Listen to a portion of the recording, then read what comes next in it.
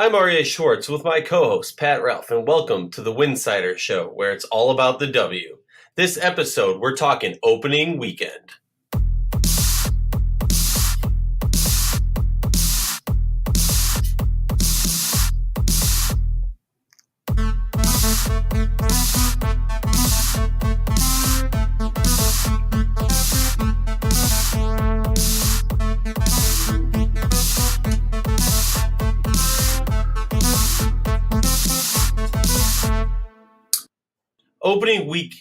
Opening night saw two last-second games. Opening weekend got me hyped, and I know the fans are also. Tons of exciting basketball going on. The WNBA is in full swing. If you like our show, please consider joining our Patreon community. For less than a cup of coffee a month, you can directly show support for the hard work we do covering the WNBA. Pat Ralph, welcome back. It's been a little bit, but I know you've been paying attention to the W. Say hi to the folks, and let's hop in. Hey, gang, it's good to be back. It's been too long, and happy to be podding with you once again, Aryeh. Happy to be here. Back at it again. Teaira McCowan I don't know what you call it when your first professional game, you hit the game winner. A lot to talk about in regards to opening weekend and the things that transgressed. For me, the most impressive thing about that Indiana Fever game was composure late in the game. Obviously, it was a battle of the two worst teams from last year. But in that same regard, it was an exciting game. There's a lot of motion, a lot of good play. Tina Charles just went Super Saiyan mode. But the thing that I liked the most was to get Teaira the ball for the last second shot to win the game. You saw a deep play in the paint where a vet passes the ball off to her to make that shot. That says a lot about the team and the confidence that they have in this young player. To me, that's a good sign. Pat, I know you've been working on an article, and I'll tease the folks. I'll let them know. You've been working on an article because you and I have been discussing this a little bit. I don't see the Indiana Fever being the worst team in the league at the end of this season. You want to talk about that real briefly, and then we'll move on to some of the other games. Yeah, absolutely. So you mentioned the Fever, which is really interesting about that game on Friday, and it actually reminded me, if fans remember and other media members remember, last year, the Liberty and the Fever had a very similar game in Westchester. It was about midway through the season or so, and the Liberty ended up coming away with it in a close finish. They won. It was like this, neck and neck the whole way, right down to the wire and stuff, and the Liberty ended up pulling it out.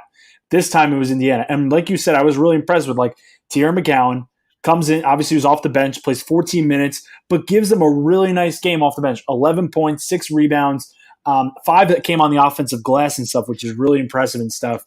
I think what you see is, like you said, Indiana, I don't think anyone's expecting to contend yet. I mean, I don't think anyone's expecting them to even get in the playoffs. I think they're going to be in that 4 that are not going to be in the playoffs at the end of the season.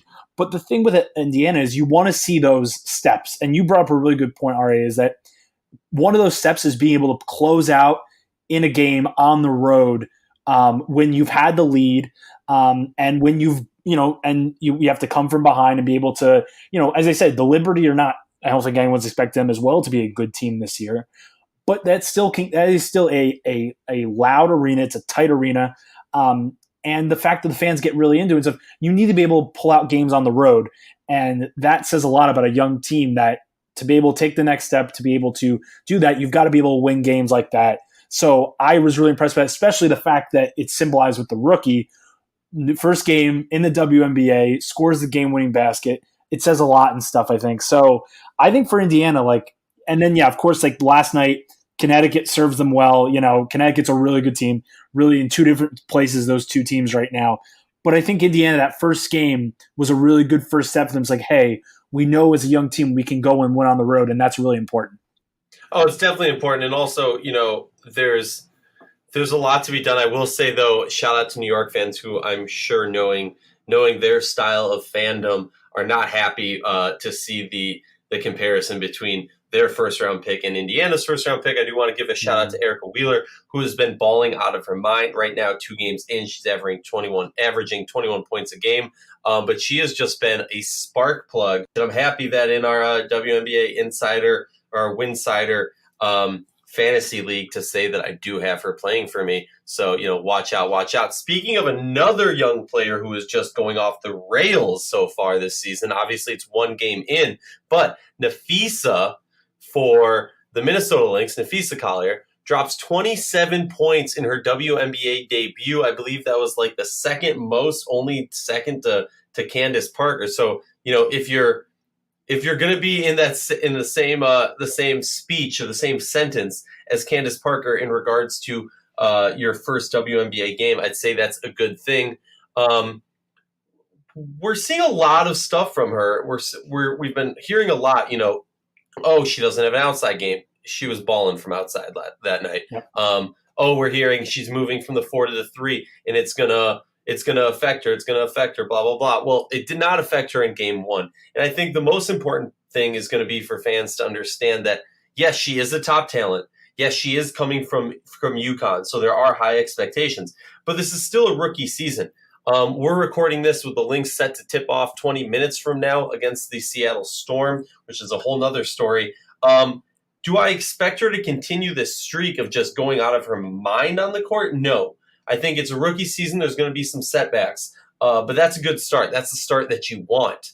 What are you thinking about the Lynx right now? Well, the thing that's interesting is that kind of what I thought about is, and I'm sure there were some other sentimental Lynx fans thinking the same as they were watching this performance on Saturday, is it's kind of ironic that you mentioned this a little before with Nafisa, is that, she came from UConn. A forward out of UConn playing for the Lynx. Does that sound familiar? I feel like we may have gone down that track before.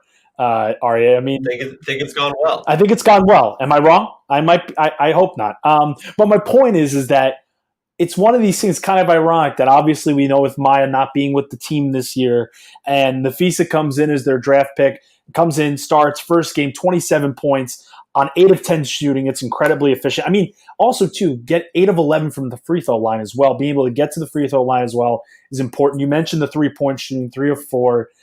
It's one game, and we're all going to overreact. But it's one of those things, it's like, we've seen this before. A star UConn player comes in to Minnesota, makes a big imprint right away.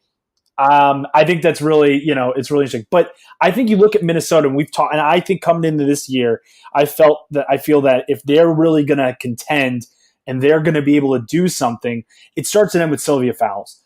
She had a double-double, 16 and 10, but the key was going to be she's going to need other people around her to step up. There's no Maya Moore. There's no Lindsay Whalen anymore. Simone Augustus, even though I know you're not going to like this, Aryeh, is not the same player she was several years ago. But they've got to find other parts who can step up and contribute.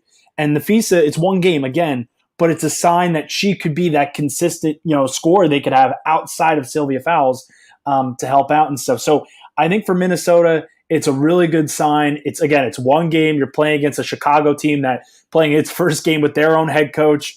Of course, James Wade, who was with the Lynx. But I think if you're Minnesota, it's a positive sign that say, hey, if these young kids can grow up a little bit and contribute, right away. Not only can Minnesota get in, maybe they can make some noise. And Sylvia is going to be Sylvia, and she still, when she's on, can be the best big lady in the league. I think I saw somewhere that said Syl put on 15 pounds of muscle for this season. Wow! Just anticipating the type of pressure that's going to be on her. I completely agree with everything you're saying. I'll just back it up. Other players need to score. When you have your starting 5 all in double digits outside of Dantas, who I think will step up, but then you got someone coming off the bench, and you got points coming from the bench. That's going to be the key. Can we get consistent points from other players on this roster? Simone's going to put up points. Odyssey Sims is going to put up points. Sylvia's going to put up points. Can these other players get enough points to get this team to the next level? Let's move on to another team. Connecticut Sun rolling at 2-0 right now. Jonquel Jones looking mid-season form. The only thing I want to say about this team, because I don't think there's much more to say, is just smooth. This team is mid-season form. This team is moving fast. Jonquel Jones is slicker than hot butter. I love the analogy. That's great. We've talked about this a lot. Last year the Sun are one of the teams we talk about all the time, and they're one of the teams that just generates a lot of attention, given that they're really good. They're 2-0. It's early. I know it's early. It's 1 week in, but I think most people would have to agree that they look so far like the most impressive team. Now, I'm going to take a little bit of wind out of their sails. I'm going to be, negative Nancy here. Somebody's got to be the party pooper. All right. Someone's got to do it. So, number one, the Mystics were without their best player. Her name is Elena Deladon, who may be the best player in the league, didn't even play in the game. So let's remember that. Let's just take that. Not saying that they wouldn't have won, Connecticut. I'm just saying that, let's remember that. Number two, my feeling with Connecticut is I'm getting to this point now with the Sun is that this is great. They can win the games they want in the regular season. They can do this work.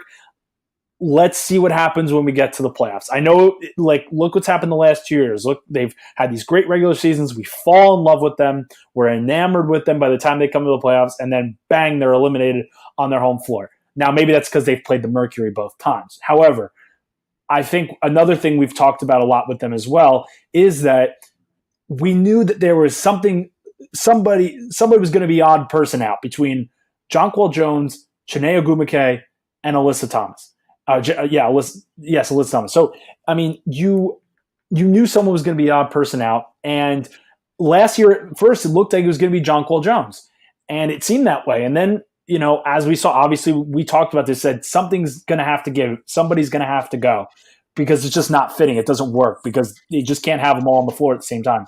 And obviously they traded Chiney. That's a whole nother story. But you're seeing now Jonquel gets those minutes back that she had in 2017 when she was the most improved player in the league. She was arguably the best player in the league outside of Sylvia that year, I think most people would say. And look what she's showing. She's a rebound. She's arguably the best rebounder in the league. She can score. She can shoot the three. There's a reason why a lot of people have picked her to be the MVP this year. And you're seeing that, the Connecticut team to close, and we'll throw us back to you on this, is that you said they're smooth. They're complete.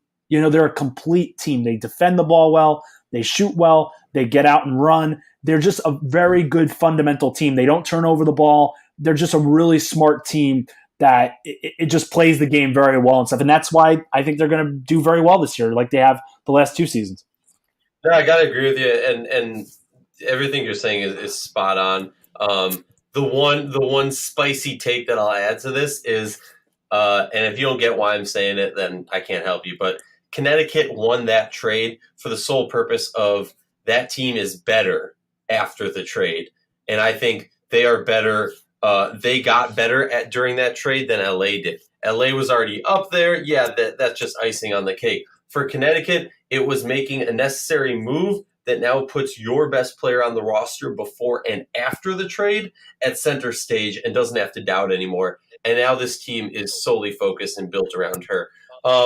Let's move on. Phoenix Mercury, they come out strong, and a lot of people, myself included, have pegged them as the favorites to win the WNBA Finals 2019. Now, obviously, Liz Cambage thing throws a little clog in that wrench. We'll get to that later. Seattle beats the Mercury, and they did it without their two best players. Well, I know some people would argue that and say, Tasha Howard's their best player, but still, missing Stewie and Sue Bird, this team pulls out a victory. Now, like I said earlier in this episode, we're a few minutes away from tip-off between Storm taking on Minnesota. Obviously, things are going to change. The season's going to go on. I think we would be crazy to think that Seattle is going to keep up this level of play and continue to be the defending champions in that same regard of that team to beat to prove you've made it. What's your thoughts? Is it time to panic for the Mercury? Is it time to celebrate for a repeat championship for Seattle, Pat? No and no. Just shoot me down left. I just got it. But no, I mean, you bring up a point, and here's the thing. Again, with Phoenix, we're obviously not going to see a Phoenix team that we're quite used to seeing because we're not going to have Diana Taurasi on the floor for much, if not maybe all of the season. Seattle, the same thing. No Breanna Stewart all season, and it really feels like we might not get Sue Bird all year as well. So it is going to feel a little different. But I think for Phoenix, I think what we're seeing is that you still have, when healthy, Brittany Griner. Brittany Griner is going to have to stay healthy all season. I know she's gotten banged up a bit these last couple of seasons. She's going to have to stay healthy this whole season for Phoenix because they're one less star player down. And I think that we saw this in that game on Saturday is that DeWanna Bonner is going to be so essential for Phoenix. I mean, we've already hit on this. I've been on the Bonner train. Everybody knows that who's listening to me or All read my aboard. stuff. Like Bonner is like you saw, she took 23 shots. She scored 31 points on 10 of 23 shooting. Not the most efficient performance, but also not bad. You know what I mean? That's a pretty good, she's going to have to be that go-to scorer outside of Griner. And so, obviously what she does defensively, like she guards the other team's best player oftentimes. So she is so essential to what Phoenix is going to do, that I mean, you're going to see her really become essential. But I mean, and then you flip it to Seattle and stuff. I mean, it's almost like the Spider-Man meme where you're pointing at each other. Throw it to Natasha Howard. I mean, look what she can do. I mean, we all talked about last year. It's like, oh, she was a perfect fit on a championship team. She's alongside Stewie and Sue Bird, who can get her the ball. She's a nice third, fourth option on offense behind them and Jewel Lloyd. Well, you see, she goes 21 points, 16 rebounds, plays a really nice game. She can defend. I think we're going to see Natasha Howard really, it's going to fully blossom. And we're going to see that, like, hey, maybe Seattle isn't quite the exact favorites like they were coming into the season, what we thought, until we saw what's happened with Stewie and with Sue Bird. But like Natasha Howard, she plays at this level. She's got to keep them in the mix and contention. And then you get Jordan in Canada and Joel Lloyd stepping up. These are really throw them in the fire opportunities for them. If I'm Seattle, I'm excited. I mean, it's still excitement. There's no reason. I mean, they might not be like, as I said, the same team we thought they were going to be, but still, it's exciting to see what could be possible with this young core they've got. Oh, I agree. It's going to be exciting. It's going to be fun. There's obviously going to be hiccups. There's going to be, calling it now, there's going to be a lull. There's going to be like a losing streak that was unfathomable last season. But I do have some confidence for this team. I will say I have them as a bubble playoff team. Mark me now. Let's move on to a game that I think was arguably, after the injuries and all that jazz, and with the trade rumors and then the trade happening, probably the highlight of tip-off weekend for the 2019 WNBA season. Las Vegas Aces handled the LA Sparks, and I mean handled. There was really not a moment throughout that game that I really felt that we were close, or that this was going to be something that was really going to continue to be that nail biter that a lot of us wanted to see. A final of 13 points. At one point, it was a 20-point game.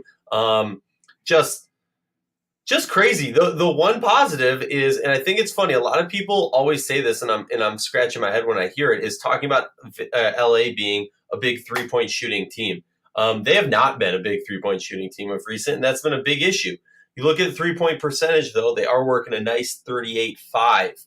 And both those teams, I think, for this season, the question is going to be, how does their 3-ball impact their team? Can they continue to use it? And all that jazz. So my question to you is, have you started to panic as an LA Sparks fan?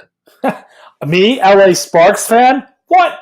Well, hey, put on your LA Sparks cap for a moment and tell me, putting on my are you panicking? LA Sparks hat. And if I'm the LA Sparks fan, I'm reminding everyone that Candace Parker didn't even play. So let's just remember that.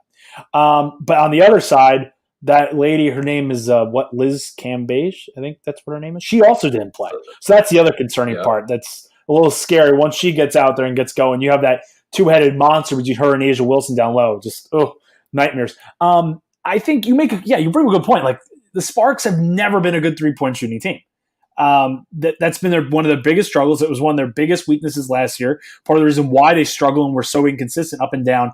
I think the one positive I took away from the Sparks is Vadiva. I mean, Maria Vadiva, 24 points, 11 of 20 shooting. Just really, a nice breakout game. I mean, again, no Cambage in there who's going to defend the rim. No Parker to take away some of those touches, but still, that's a really, positive sign to say, hey, okay, this is what we've got with her. This is a nice, sixth woman off the bench that we've got. You get your same, your consistency level with NECA. 17 and 11, she's just going to come consistently and stuff. Chene, not her best. Not her best. No, not her best first game. But she's but she did, she finished with 6 rebounds. I mean, her primary responsibility out there is going to be to rebound and defend. She's going to be further down the pecking order in terms of scoring, but still, you need to see more from her. If I'm the Aces, I mean, the Aces, I think they just have. Don't you feel like this already? They just have this confidence and this swagger now, and it's a young. Again, they kind of remind me a little bit, using an NBA analogy here they remind me a little bit of like the Warriors were when they first burst on the scene, where they were just young. They could just, they got this swagger, knowing like we have this bright future ahead of us. And if we keep this thing together and everything comes together, no one's going to stop us. This is what the Aces remind me of, where it's like, they know, like you remember last year, second half of the season, things started to click.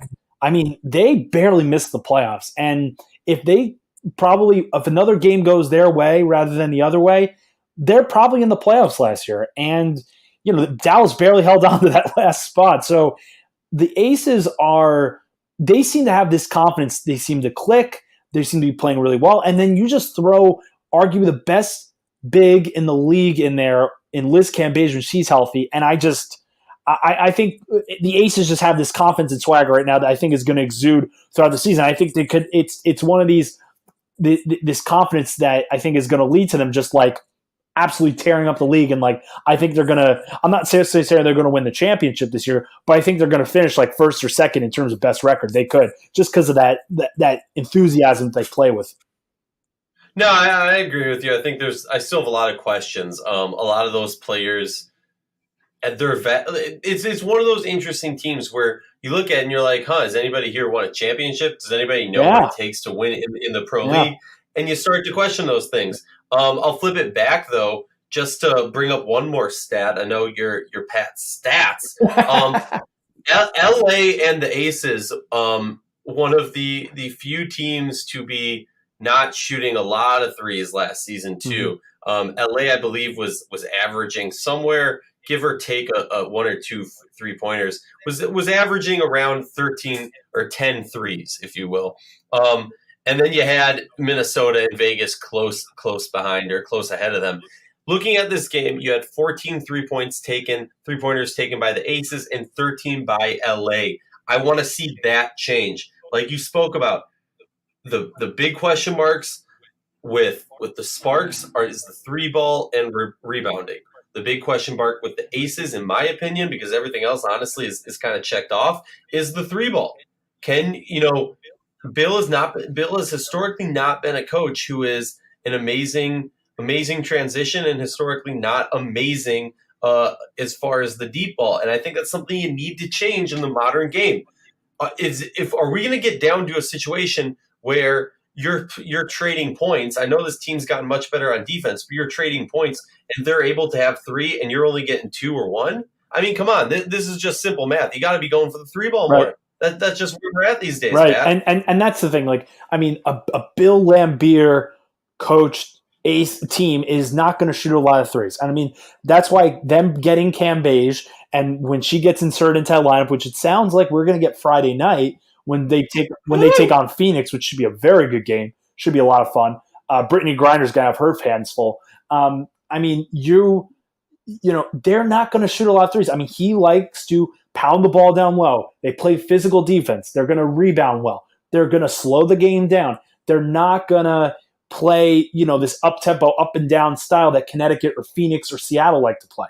They're going to slow it down. So I think I would like to see them shoot more threes too. We've been saying this. I've been saying this since Laimbeer was coaching the Liberty, which feels like ages ago now. That was his biggest problem, is they shot into the threes. And then when they got into these playoff games where they had to, you have to make shots, they couldn't do it. So I think that's the thing with the Aces. I think you bring up a good point, is that like when push comes to shove, like is Kayla McBride or Kelsey Plum, like are they going to make shots? And that remains to be seen. But yeah, a Laimbeer coach team is never going to do that. And I'm confident. I think that Derek Fisher, who is obviously now manning the sidelines for the Sparks, I think you're going to see him try to get them to shoot more threes and stuff, because given his background comes from the men's game, and the men's game kind of is, how it kind of goes. The men's game kind of sets the tone and everything follows suit.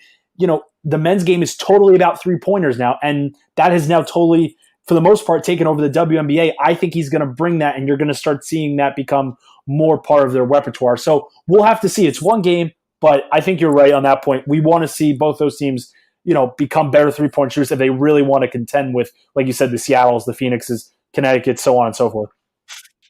Oh, I agree. Let's move on to one more matchup of opening weekend. A game that's really been overlooked, if you ask me, and showed a lot of promise for both teams. Atlanta Dream take on and defeat the Dallas Wings. Now, everyone, I got a lot of flack for tweeting out right after that game finished, saying, if you're a Dallas fan, are you really that upset? Obviously, you're not happy you lose.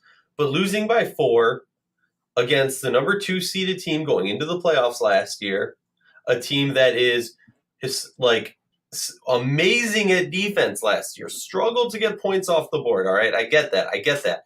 But what you saw very quickly coming from Dallas is what Agler has been able to implement to this team that is the prototype of the physical specimen that you need. You have the length, the speed, the youth, the ability to, half the players on this roster can play the whole roster.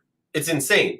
And for me to see this team come out, a team that had no discipline past years on defense, and possibly, and I think many would agree with me on this, that's one of the reasons this team did not excel to the height that they could, has been defense and lack of discipline. This team showed discipline, was much better on the defensive end. Obviously, was still struggling 8 for 24 on the 3-pointers, but I like that they're getting them out there. You flip it on the other side, we'll get to Atlanta later, but talk to me, Pat. Your first game, you're missing the 2 biggest and best players from your roster last year, and the team pulls off a 4-point loss. Obviously, there's no moral victories, but I got to say, you're not, calling it quits on the season after game 1 if you're Dallas Wings or their fans. No. And I mean, this is a Brian Agler, a special. I mean, he is going to, above everything else, is going to have a really well-coached defensive team. I mean, that's what he had for all those years in Los Angeles. We saw great. I mean, at the end of the day, the Sparks were a really good defensive team. And that's what you're going to see Dallas become. I mean, that's been Dallas's biggest problem for the last couple of years. They don't play any defense, and they're sloppy with the ball. They have a lot of turnovers. They play way too fast to even, do anything that make coherent. With Agler now there, you're going to see them play better defensively, and you're going to see them play cleaner. You mentioned this before. They played really well defensively. Now, if you want to be devil's advocate here, and we can get to Atlanta in a few minutes, Atlanta is not the best offensive team in the league. They struggle offensively. I mean, Atlanta, like you had mentioned, is their calling card is defense. Their bread and butter is defense, like it was last year.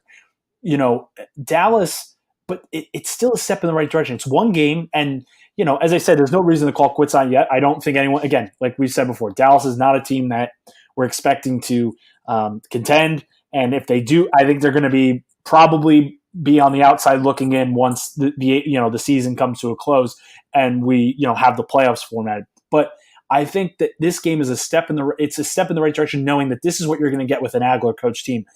Good defensively. I'm encouraged the fact that they're shooting more threes because Agler. We talked about this with the Sparks. They didn't shoot a lot of threes in the past couple of years. More threes we saw shot with Dallas, and I think that's just the one thing I think Wings fans, I would say, get excited for, is that you're going to get a team that is going to play well defensively, and they're going to play more grinded out games rather than just trying to run it up and down and stuff. And I think that it's exciting to have a team that can win, not just because, they score a lot of points and they have a great offensive game from Skylar or Liz Cambage. It's going to be because they play great defensively. And I think that's what you're going to see now with Agler at the helm. Oh, I got to agree. And then let's flip it over to Atlanta. There are some concerning things there. I'm not going to lie. I know it's game 1. Everyone's going to say, calm down. Again, the amount of 3-pointers is what I'm looking at. I don't even care if you're dropping below 20% on the 3-ball. If you're putting up, 15 minimum for me, that is a 15 minimum rule in this coming season. If you're not putting up 15, I don't like your chances and I don't like what you're doing. Atlanta Dream, 4 for 14. And for me, we've talked about this a lot. this team is going to need the three ball to succeed. You are a great defensive team, but you're going to need to create a little bit of momentum. All right. You're going to need Alex Bentley to get that shot up in it. All right. You're going to need Renee Montgomery to be that shooter that we all know she is. And we saw it from her. All right. 15 points, 3 for 4 from three ball, 5 for 7 field goal. 50% on the free throw line will get a little bit better. But for me, it's what will we see from the shooters? All right. We know this team is going to be a fundamental, a solid defensive team. What are we going to see on the offensive end? Can they turn some heads? Because that's the next step. If you want to be a championship contender, and I know a lot of people will argue they are already, but for me, if you want to be a championship contender, you got to be able to drop, a lot of points. A lot of what we saw in Atlanta late in the season last year, they started to pick it up and get more and more points. And I want to say the last 5 or 6 games, I want to see that early in the season. Kind of similar to Connecticut Sun a few years back. Early in the season, what I wanted to see for growth of this team is big wins and streaky wins early in the season. But nowadays, like you said, Pat, it's about what you can do in the playoffs. Atlanta, still a few years behind that, in my opinion. What are your thoughts on Atlanta? I mean, you hit the nail on the head perfectly. It's like my thing with Atlanta is I think, they're arguably the best defensive team in the league. I mean, if I had to pick one defense, I might pick theirs. But the problem is that they just don't, and we saw this last year in the playoffs. This is why I did not pick them to beat the Mystics when they met in the pseudo Eastern Conference Finals, and I just didn't think they were going to win last year, even get to the finals, no matter who they played in the semifinals, was because they just don't have enough weapons on offense, and obviously a lot of that's going to have to depend until when Angel McCautry is back. I mean, she is their best scorer. I mean, obviously we're very big proponents of think of how high we are on Tiffany Hayes. I mean, she is a playmaker. She's a baller. Not a great first game, but she's going to come through. She's a perennial all-star. She's all-star caliber player. Jessica Breland is just, she's got again, like Neko Ogumike, I said earlier, extremely high floor. You're going to get something great from her every game. She plays really well. And it's like you said, great fundamentals. Atlanta has a really high floor, and they don't, they're like Connecticut in the fact they don't make a lot of mistakes. They're extremely well coached. Nikki Collin is an incredible coach, but the offense is the question. If they're gonna play slow and they don't have enough offensive weapons, they're not gonna win, because teams like Phoenix, and especially if Taurasi can get healthy, and teams like Seattle, if Sue Bird can get healthy, and LA and who am I missing? Connecticut have more offensive weapons. Even the Mystics have more offensive weapons. And I'm a believer, you need that go-to scorer. And if McCautry can get healthy and get back, then I think that changes things a bit. And it's going to depend on her. But still, I agree with you. And that Atlanta's big thing is I want to believe it. Let's see what they can do in the season, because if they're just still a middle to bottom of the pack offensive team, I'm not going to be feeling them as a team that can actually win it all and stuff. And that's why I want to wait and see and stuff, because they do have these games like we had, on Friday night, where they kind of play with fire a bit because they can't get enough offensively. So it will be very interesting to see with the Dream, but they're extremely well coached, and they're a fun team to watch because they've got a lot of nice skill players who can make shots. The question is, can they do it over a consistent basis? No, I completely agree. I mean, the one thing that it's always made me think a little bit, and it confuses me when people talk about, and I agree, when McCautry comes back, that adds a new element to this team. But when I view McCautry, I don't view her as this great pull-up shooter. I know she has that ability. I have always been amazed with her grit in the paint, in the down and dirty, her ability to get her shot up when there's taller players around her, the ability to penetrate deep and get some good baskets from inside. Now, I think that will have resonating effects to the three ball. But to me, getting McCautry back does not solve the problem. We did not see this team, make crazy movements to try and solve the three-point issue. So either they know something we don't know, or they don't think that it's as big an issue as we all think it is. We'll see. Only time will tell. We at Winsidr believe in the players and the community deserve the same in-depth analysis and respect that men's sports receive on a daily basis. Please consider joining our Patreon community to help support us in the hard work we do. W-insidr or WNBA Insider at patreon.com.